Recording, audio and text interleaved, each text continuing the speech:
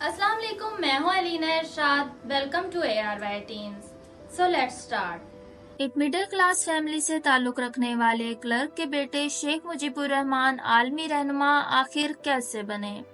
सारा दिन साइकिल पर तहरीक पाकिस्तान के लिए मेहनत करने और मार खाने वाले स्टूडेंट लीडर शेख मुजीबुर रहमान को यूनिवर्सिटी से क्यों निकाल बाहर किया गया और वो अपनी एजुकेशन क्यों मुकम्मल ना कर सके? क्या वाकई शेख मुजीबुर रहमान ने 8 साल की लड़की से शादी की थी? बांग्लादेश के बानी शेख मुजीबुर रहमान के सपोर्टर जुल्फकार अली भुट्टो को जंगली कुत्ता क्यों कहते रहे? फातिमा जिन्ना को सदर पाकिस्तान बनाने के लिए शब रोज़े करने वाले शेख मुजीबुर रहमान को अयूब खान ने कितने अरसे तक जेलों का मेहमान बनाए रखा? शेख मुजीबुर रहमान को मियां वाली जेल में मर्दों की बजाय औरतों की बैरक में क्यों डाल दिया गया और वो फैसलाबाद की कौन सी टेक्सटाइल मिल के तह खाने में कैद रहे? बांग्लादेश में फौजी बगावत कैसे हुई कि जिसमें शेख मुजीबुर रहमान के घर में घुसकर इनके 10 साला बेटे समेत खानदान के 18 अफराद को गोलियों से भून डाला गया? तो दोस्तों, आज की वीडियो में अवामी लीग के साबिक सरबराह और बांग्लादेश के बानी शेख मुजीबुर रहमान की जिंदगी से मुतल्लिक 30 दिलचस्प फैक्ट्स आप तक शेयर किए जाएंगे।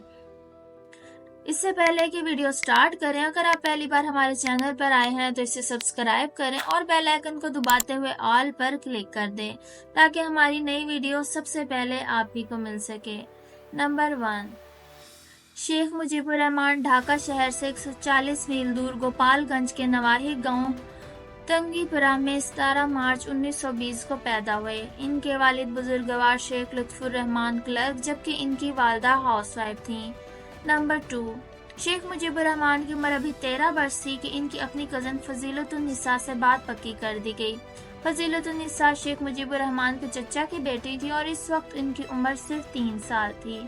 1938 में जब शेख मुजीबुर रहमान की शादी हुई तो इस वक्त इनकी उम्र 18 वर्ष थी जबकि इनकी दुल्हन सिर्फ 8 साल की थी। शेख मुजीबर फजीलतुन्निसा के 3 बेटे और 2 बेटियां हैं जिनके नाम शेख कमाल, शेख जमाल, शेख रसूल, शेख हसीना और शेख रेहाना हैं। नंबर 3, शेख मुजीबुर रहमान ने अपनी इब्तदाई तालीम गोपालगंज मिशनरी स्कूल से हासिल की। वो अभी प्राइमरी स्कूल में ही थे जहां इनका स्कूल के प्रिंसिपल से झगड़ा हो गया। 10-12 साल के शेख मुजीब ने प्रिंसिपल को हटाने के लिए जुलूस निकाला। प्रिंसिपल तो खैर अपने ओहदे पर रहे लेकिन शेख मुजीब को अगले 4 सालों तक स्कूल से आउट होना पड़ा। नंबर 4, मैट्रिक के बाद शेख मुजीबुर रहमान कोलकाता चले आए और उन्होंने गवर्नमेंट इस्लामिया कॉलेज में एडमिशन लिया। वो all India Muslim student federation में शामिल होकर स्टूडेंट लेवल पॉलिटिक्स करने लगे। नंबर 5, शेख मुजीबुर रहमान को कलकत्ता शहर रास आ गया तब इनका शुमार जोशीली तकरीरें करने वालों में होने लगा। नंबर 6, मुस्लिम स्टूडेंट फेडरेशन बंगाल के पुरजोश कारकुन शेख मुजीबुर रहमान सुबह होते ही अपनी साइकिल पर निकल जाते। वो सारा दिन क़याम पाकिस्तान के लिए मेहनत करते और शाम को अपने हॉस्टल लौटते। नंबर 7, जब पाकिस्तान को आज़ादी मिली तो इस वक्त शेख मुजीबुर रहमान अपनी कॉलेज एजुकेशन मुकम्मल कर चुके थे। शेख मुजीब ने यूनिवर्सिटी ऑफ ढाका में दाखिला लिया और साथ ही अपनी सियासी सरगर्मियों को भी जारी रखा। नंबर 8, शेख मुजीबुर रहमान शुरू ही से जोशीले मिजाज के थे। यूनिवर्सिटी रहते हुए कभी वो दंगे फसादों में मुलविस पाए जाते। वो जुलूसों की क़यादत करते तो कभी भूख हड़ताल के कैंप लगाकर बैठ जाते। फिर एक रोज़ ढाका यूनिवर्सिटी के इंतज़ामिया ने इन्हें कैंपस से फारिग कर दिया और वो अपनी तालीम जारी ना रख पाए। नंबर 9, शेख मुजीबुर रहमान यूनिवर्सिटी से निकाले जाने के बाद फुल टाइम पॉलिटिक्स करने लगे। उन्होंने जल्द ही मुस्लिम लीग को टाटा बाय बाय बोला और वो हुसैन शहीद सोहरवर्दी की अवामी मुस्लिम लीग में शामिल हो गए। नंबर 10, शेख मुजीबुर रहमान साल 1954 में पहली बार मशरकी बंगाल असम्बली के मेंबर मुंतखब हुए तो इन्हें मशरकी पाकिस्तान के चीफ मिनिस्टर AK फजलुल हक ने अपनी काबीना में शामिल करते हुए वजारत ज़राअत का पोर्टफोलियो दिया। नंबर 11, शेख मुजीबुर रहमान 1955 में पाकिस्तान की दूसरी कानून साज असम्बली के मेंबर मुंतखब हुए और वो अयूब खान के मार्शल लॉ तक रुकने असम्बली रहे। नंबर 12, कौमी असम्बली के रुकन शेख मुजीबुर रहमान के कोलीग्स में हुसैन शहीद सोहरवर्दी, नवाब अफकाला बाग, मियां मुमताज दौलताना, बलख शेर मिजारी, सिकंदर मिर्जा, फिरोज खान नून اور یوسف رضا گیلانی کے والد سید علمدار حسین گیلانی سمیت کئی بڑے نام شامل تھے۔ نمبر 13، شیخ مجیب الرحمان کی سیاسی جماعت عوامی مسلم لیگ کا نام بدل کر صرف عوامی لیگ رکھ دیا گیا، تو اس کے بعد شیخ مجیب نے قومی اسمبلی میں یہ مطالبہ کیا کہ اب پاکستان کا نام اسلامی جمہوریہ پاکستان کی بجائے جمہوریہ پاکستان رکھا جائے۔ Number 14، field marshal Ayub Khan کے مارشل لا کے بعد شیخ مجیب الرحمان زیر عتاب آئے۔ دورِ ایوب میں وہ 3 سالوں تک پابندی سلاسل میں رہے۔ نمبر 15، 1963 میں حسین شہید سہروردی کی پراسرار موت کے بعد شیخ مجیب الرحمان عوامی لیگ کے سربراہ بنا دیے گئے۔ نمبر 16، ایوب خان اور محترمہ فاطمہ جناح کے مابین ہونے والے صدارتی انتخابات میں شیخ مجیب الرحمان نے مادر ملت کو کھل کر سپورٹ کیا۔ نمبر 17، صدارتی الیکشن کے لیے فاطمہ جناح کے نومینیشن پیپرز جمع کروانے والے یہی شیخ مجیب الرحمان تھے۔ شیخ مجیب الرحمان فاطمہ جناح کے الیکشن کمپین کے انچارج مقرر ہوئے۔ اگر آپ اس دور کی تصاویر دیکھیں تو یقیناً ہر جلسے میں وہ فاطمہ جناح کے ساتھ ہی نظر آئیں گے۔ نمبر 18، شیخ مجیب الرحمان نے فاطمہ جناح کو ایسٹ پاکستان میں ویلکم کہا اور ان کے بڑے بڑے انتخابی جلسے، جلوس اور ریلیاں کروائیں۔ یہی وجہ تھی کہ مشرقی پاکستان میں فاطمہ جناح نے ریکارڈ ووٹ حاصل کیے۔ نمبر 19، آپ اسے انتقامی کارروائی کہیں یا کوئی اور نام دیں، لیکن یہ حقیقت ہے کہ ایوب خان کے دور حکومت میں شیخ مجیب اور اس کے ساتھیوں نے کڑا وقت جھیلا اور پھر آہستہ آہستہ مجیب اینڈ کمپنی وفاق پاکستان سے بیزار ہوتے گئے۔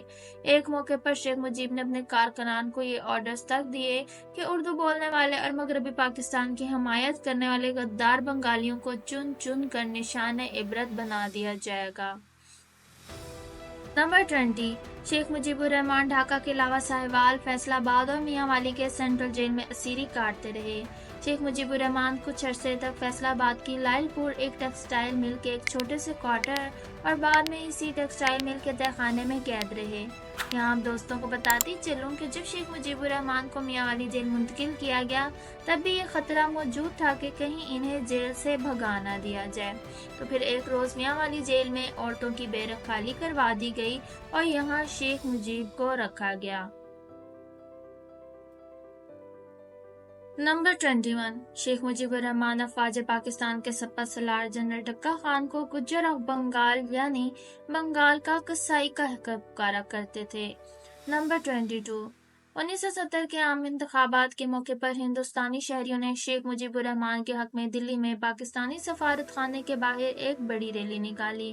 اس ریلی میں جے بنگلہ، جے مجیب الشیخ، مجیب جیتے گا اور جنگلی کتا ہارے گا کے نعرے لگائے گئے۔ نمبر 23، عوامی لیگ کے سربراہ شیخ مجیب الرحمان ڈھاکہ شہر کے 2 حلقوں این 111 اور 112 سے کشتی کے نشان سے الیکشن دنگل میں اترے۔ انہوں نے اپنے حریفوں کو شکست فاش دی اور وہ پاکستان کی نیشنل اسمبلی کے ممبر منتخب ہوئے۔ 70 کے عام انتخابات میں نیشنل اسمبلی کی ٹوٹل 300 میں سے 160 سیٹیں جیت گئے۔ شیخ مجیب الرحمان حکومت بنانے کی پوزیشن میں آ گئے جب ذوالفقار علی بھٹو کی پیپلز پارٹی کے حصے میں 81 سیٹیں آئی تھیں۔ 1970 کے عام انتخابات کے بعد شیخ مجیب الرحمان آئینی لحاظ سے اقتدار کے حقدار تھے، مگر جنرل یحییٰ خان اور بھٹو صاحب کو شیخ مجیب الرحمان کسی صورت بھی قابل قبول نہ تھے۔ نمبر 24، آپریشن سرچ لائٹ شروع ہوتے ہی شیخ مجیب الرحمان کو ڈھاکہ میں ان کی دھان منڈی میں واقع گھر سے گرفتار کر لیا گیا۔ اس سے ایک روز پہلے ذوالفقار علی بھٹو نے کراچی ایئرپورٹ میں میڈیا نمائندوں سے بات کرتے ہوئے کہا تھا، خدا کا شکر ہے کہ پاکستان بچ گیا۔ نمبر 25، 16 دسمبر 1971 کے روز جنرل نیازی نے سرنڈر کر دیا اور بنگلہ دیش پاکستان سے ہمیشہ کے لیے الگ ہو گیا۔ تب شیخ مجیب مغربی پاکستان میں قید تھے۔ جنوری 1972 کو مجیب الرحمان کو رہا کر دیا گیا اور وہ لندن اور دلی کے راستے ڈھاکہ پہنچے اور 12 جنوری کو انہیں بنگلہ دیش کا صدر بنا دیا گیا۔ نمبر 26، شیخ مجیب الرحمان نے BBC کے نمائندے کو انٹرویو دیتے ہوئے کہا تھا، My greatest strength is the love for my people. My greatest weakness is that I love them too much. میری سب سے بڑی طاقت یہ ہے کہ میں اپنے لوگوں سے محبت کرتا ہوں اور میری سب سے بڑی کمزوری یہ ہے کہ میں اپنے لوگوں سے بے حد محبت کرتا ہوں۔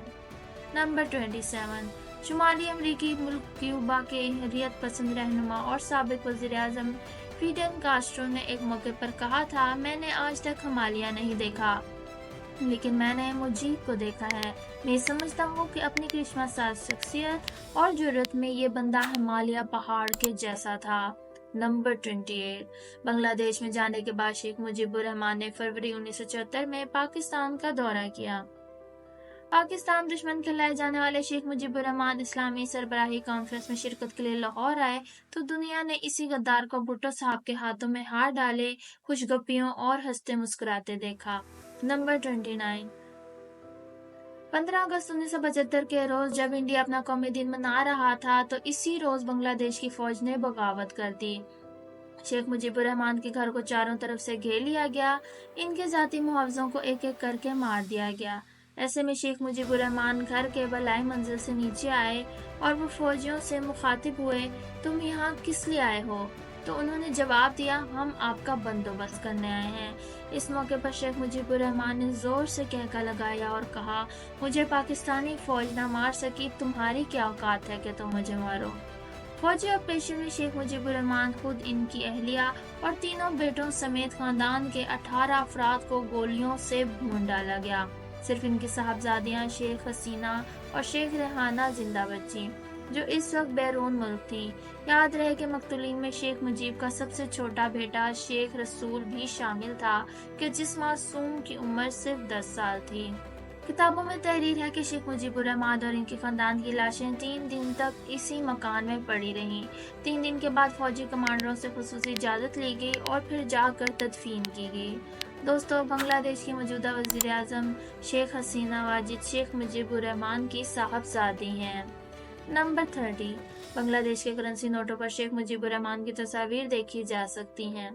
یاد رہے کہ بانی بنگلہ دیش شیخ مجیب الرحمان بنگا بندھو کے نام سے بھی پکارے جاتے ہیں، جس کا مطلب ہے بنگلہ دیش کا دوست۔ میں امید کرتی ہوں آج کی ویڈیو آپ کو پسند آئی ہوگی۔ ویڈیو کو لائک کریں، شیئر کریں اور چینل کو سبسکرائب کریں۔ اس ویڈیو کے بارے میں آپ کی کیا رائے ہے؟ کمنٹ سیکشن میں ہماری بہتری کے لیے اپنی رائے کا اظہار ضرور کریں۔